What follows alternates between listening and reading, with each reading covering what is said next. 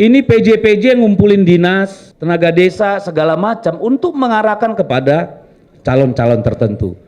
Jadi hukumnya udah rusak. Yang paling berpengaruh siapa? Polisi.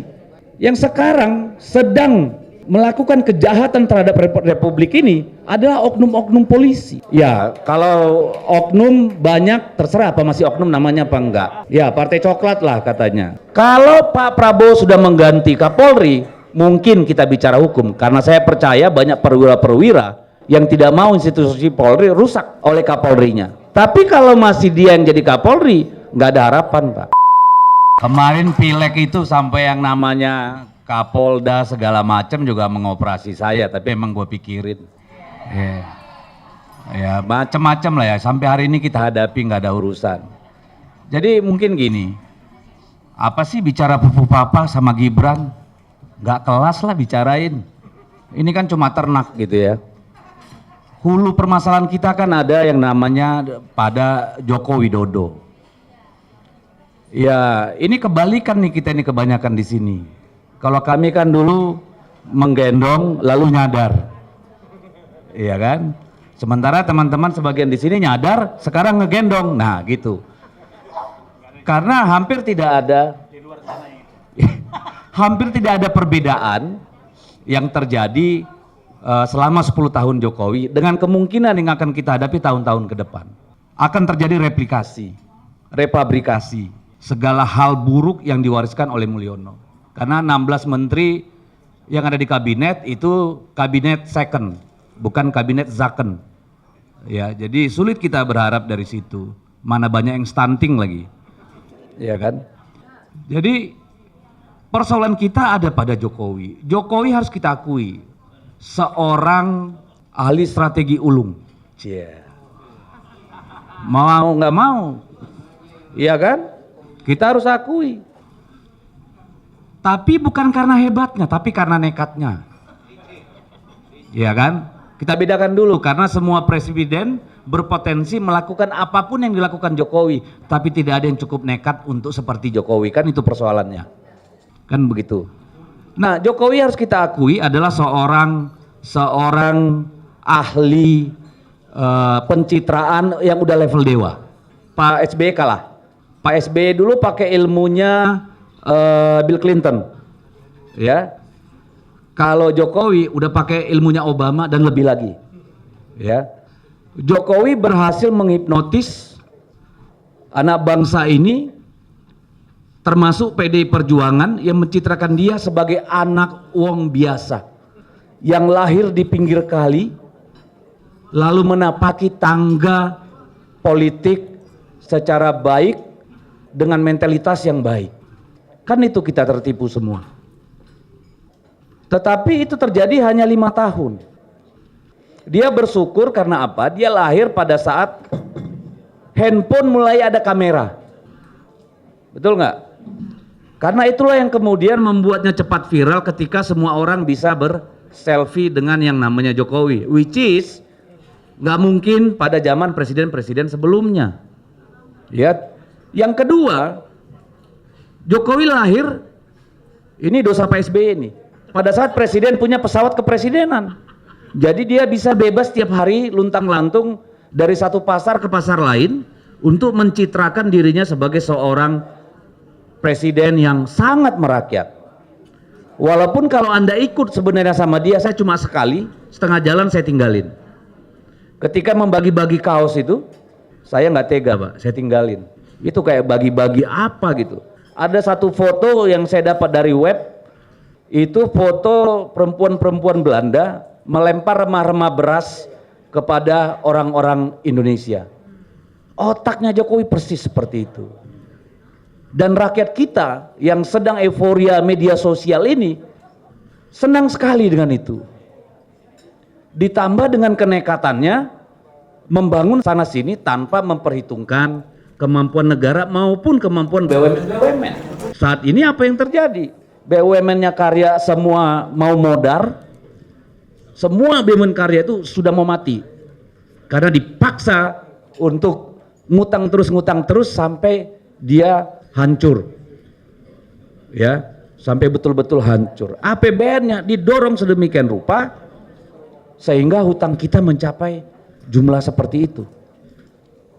Yang kita dapat hanya aset yang dalam 2 tahun mengalami penurunan dan kemudian memerlukan biaya untuk perawatan. Tetapi yang diwariskan pada kita APBN yang tidak berdaya. Yang diwariskan pada kita kehancuran sumber daya alam dan lingkungan. Jadi sebenarnya kalau dibilang Indonesia emas, yang benar Indonesia cemas. Nggak ada itu, ya.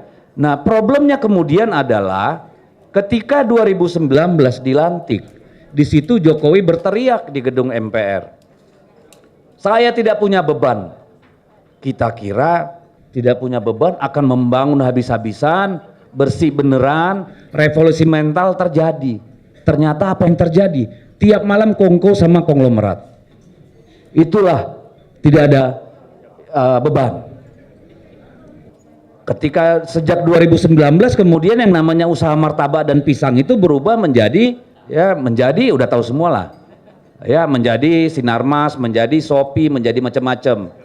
Dan kalau diperiksa nanti kalau Kapolrinya udah ganti, mau meriksa ketahuan tuh berapa T masing-masing tuh barang itu, ya. Lalu kita dengar PSN. Apakah PSN tuh bersih, tidak ada yang namanya kickback? Maaf, saya nggak bisa tertipu, pasti ada. Apakah di dalam yang namanya hilirisasi itu tidak ada golden share? Kalau saya sih yakin pasti ada.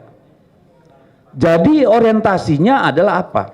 Saya kemudian mendalami bahwa Jokowi ini memang manusia yang diasuh oleh syahwat kekuasaan yang luar biasa. Dia power addict. Tidak hanya power addict, dia juga kamera addict. Kalau orang Medan bilang banci tampil barang nih. Kalau nggak kena kamera sehari pusing kepalanya. Ya kan? Jadi inilah kemudian yang mendorong dia melahirkan dinasti-dinasti itu. Tahun 2020 Gibran dan menantunya Bobi minta jadi wali kota.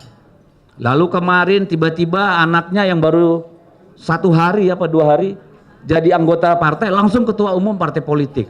Saya perlu 21 tahun di PDIP baru bisa jadi ketua DPP, Pak. 21 tahun merangkak dari bawah. Dari situlah kita melihat sejak 2019 yang namanya Jokowi sudah nggak punya rem, benar-benar sudah nggak punya rem, ya. Jadi dan yang mungkin semua sudah ngalamin, saya juga ngalamin. Tiap kali saya posting 99% yang komen tuh pasti buzzer dengan kata-kata yang hampir sama. Akunnya private, no likes, ya kan? Video cuma 1 atau 2, atau posting-posting hal-hal yang nggak berkaitan dengan orang yang komen, ya, sampai kita harus mengebalkan diri nih supaya emang gue pikirin lu itu aja. Malah saya nganggap itu sebagai olahraga jempol, blok, biar mampus lo kan, kira-kira gitu tuh. Jadi inilah kondisi kita. Ini harus diputus. Yang namanya Jokowi ini harus selamat datang Bung Ferry. Yang namanya Jokowi beserta turunannya ini dalam artian kebiasaan-kebiasaannya ini harus diputus. Tidak saja Gibrannya, tetapi kecenderungan mengubah negara ini dari restart menjadi mastad, dari negara hukum menjadi negara kekuasaan. Hari-hari ini Bapak dan Ibu, kita sedang mengalami pilkada, dan pada detik ini sedang berlangsung kejahatan luar biasa di bidang pemilu di seluruh Indonesia. Tadi pagi aja kami menemukan di beberapa kota dan kabupaten di Sumatera Utara pembagian beras dan uang, berasnya ditaruh nama BN, Beras Nusantara. Tapi kan kita tahu BN itu siapa? Ya kan, orang bisa berspekulasi itu Bobi Nasution. Ya iyalah, masa ada orang yang BN tiba-tiba ngasih beras ke sana kemari? Kita aja belum tentu mau kasih beras sama tetangga. Nama berasnya BN, duit cepek. Kan gitu nih. Yang bagi siapa? Camat, kepala desa, kepling kalau di sini ketua RT. Kan gitu nih. Berasnya pun ditaruh di rumah orang tua camat. Jadi di Sumber ini sedang luar biasa ini jam-jam ini. Di Jakarta juga sama ya. Kemarin karena Mas Pram dan dulu itu meninggalkan yang namanya RK, kepanasan tuh di sana itu, di Solo ya, lalu menugaskan salah seorang, saya dengar, ngumpulkan para naga-naga untuk ngumpulkan sumbangan. Dan yang kita lihat berhamburanlah yang namanya sembako sekarang sampai detik ini di Jakarta.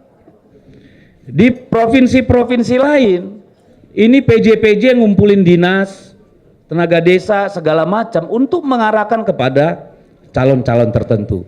Jadi hukumnya udah rusak. Yang paling berpengaruh siapa? Polisi yang sekarang sedang melakukan kejahatan terhadap republik ini adalah oknum-oknum polisi. Ya, kalau oknum banyak terserah apa masih oknum namanya apa enggak. Ya kan? Ya, partai coklat lah katanya. Lalu yang kedua siapa? PJ kepala daerah. Karena hampir semua daerah ini PJ.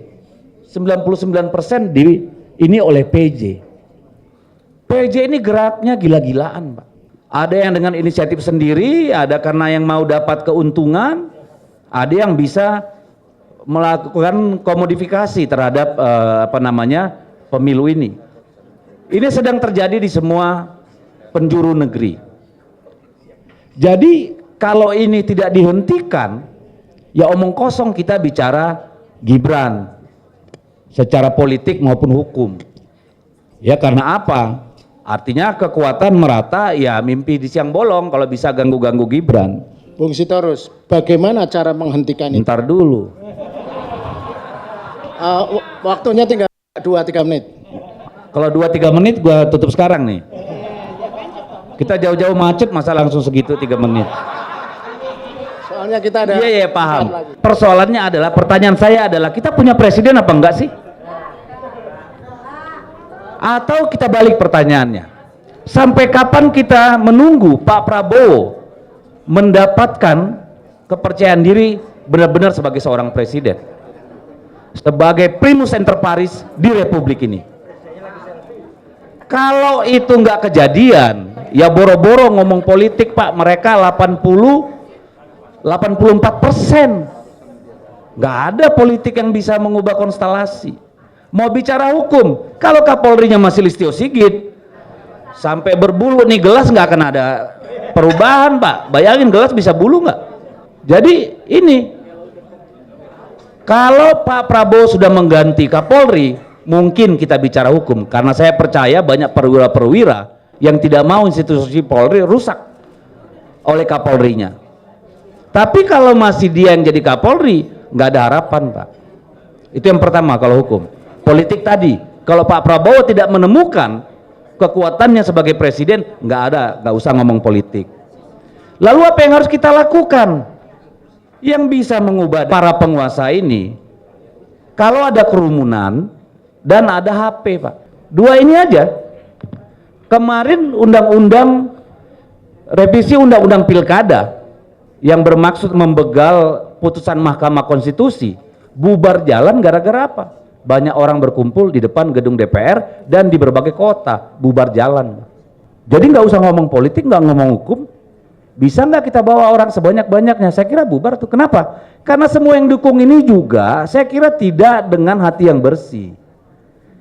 Kan ini ilmunya Edgar Hoover nih, Edgar H. Hoover, ya, yang mengumpulkan semua kasus-kasus para elit-elit.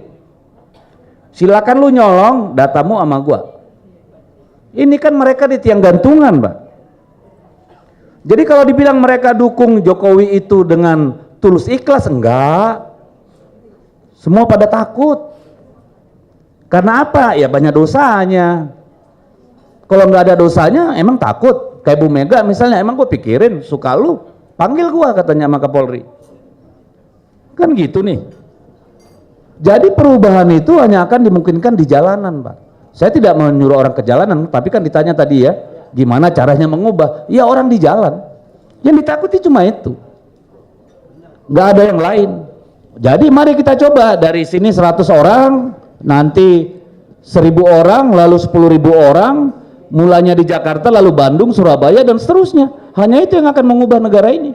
Kalau tidak, apa yang kita alami 10 tahun Jokowi hanya akan diulang pada tahun-tahun mendatang. Iya, kalau masih Pak Prabowo jadi presiden. Kalau 2029 yang menang Gibran gimana dong? Kan ini pilkada sedang diatur-atur supaya semua jadi anak buahnya. Dalam artian bisa nanti menguasai negara dong. Jadi kalau tidak sekarang memang nggak ada kesempatan lain. Salah satu cara mengubah itu, langkah pertama adalah memastikan di pilkada bukan calon-calon yang didukung oleh Mulyono. Kan gitu nih. Karena ada pepatah Cina bilang, terima kebaikan orang, Anda kehilangan kemerdekaan. Lah bayangin orang kayak Lutfi, kayak RK bukan minta dukungan rakyat, minta dukungannya Mulyono. Sampai kayaknya Jokowi itu buka jasa titipan tuh, Justip pilkada. Gila kan? Jadi saya kira bagi orang-orang bernalar, kita di persimpangan jalan, Pak. Kalau yang namanya institusi kekuasaan, institusi pemerintahan, elit-elit politik sudah mengangkangi, menepis aturan, undang-undang, konstitusi, membegal MK-nya, MA-nya. Lantas harapan apa lagi yang kita punya? Jaga mulut baik-baik, jangan kepleset, kan cuma itu doang. Kalau lu jadi bandit bisa hidup, tinggal jilat sana sini, lu survive. Tapi sekali Anda bicara kebenaran, ya siap-siap berhadapan dengan Bareskrim, berhadapan dengan KPK, berhadapan dengan kejaksaan. Kan itu nih, ini lebih parah dari zaman Soeharto loh. Gila aja kita ini setbacknya.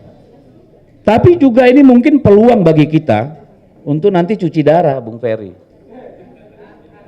Dengan syarat Pak Prabowo menemukan itu tadi, pusakanya sebagai presiden itu. Karena pusaka itu kayaknya masih ditarik-tarik sama Pak Jokowi. Belum dipegang penuh tuh. Saya pribadi, saya tersinggung ketika Pak Prabowo diperlakukan kayak begitu di Solo untuk dukung Jawa Tengah itu. Itu keterlaluan. Itu bukan hanya menghina Pak Prabowo sebagai pribadi, tapi lembaga kepresidenan loh. Which is gak masuk akal buat saya. Bayangkan kalau seorang presiden bisa diperlakukan seperti itu, apalagi kita ini diinjak, Pak. Kan itu nih problemnya. Jadi itu kesimpulannya, Pak Lukas. Siap. Jangan berharap perubahan secara politik maupun secara hukum yang mungkin hanya ketika rakyat mengatakan cukup, muak, dan seperti Wujud Tukul bilang, lawan. Iya.